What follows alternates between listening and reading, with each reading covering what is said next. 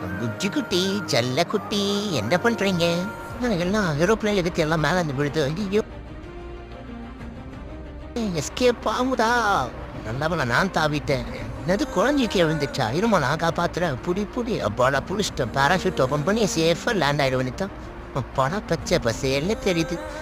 குழந்தை நம்ம தப்பிச்சிட்டோம் குழந்தை. நானும் குழந்தை எல்லாரும் தப்பிச்சிட்டீங்கடா. ஆமா நீங்க எப்படி வருவீங்க? ஆஹா ரொம்ப சந்தோஷமா இருக்குது. பறக்கண்டலாம்.